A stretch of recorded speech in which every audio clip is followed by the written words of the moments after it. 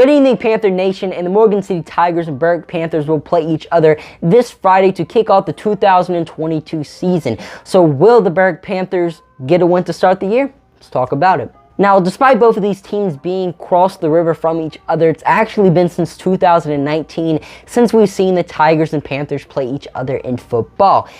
Game in 2020 got canceled due to COVID, and the game in 2021 got canceled due to Hurricane Ida.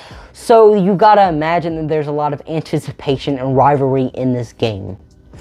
Now, both of these teams actually competed in jamborees last week. The Panthers playing against the Hanson Tigers and the Morgan City Tigers playing against the Central Catholic Eagles. The Panthers actually won their jamboree 18-7. They started off the game pretty slow, but it's been since late last year since a lot of our players have played in an actual game situation under the bright Friday night lights. And while they played in 7-on-7 scrimmages and face off in practice, it's not the same on a Friday night under the bright lights. And last week at the start of the game, it was evident that they were a little rusty, but as the game went on, the rust started to wear off, and it actually wore off pretty quick because after like the first two drives, we saw complete domination from the Panthers offense and defense, and we actually ended up winning 18-7. We saw the opposite from Morgan City though, as they lost their jamboree 37-0 to the Central Catholic Eagles. Now, the same thing applies to the Morgan City players. They're obviously going to be rusty too, and it's been a minute since they played football as well.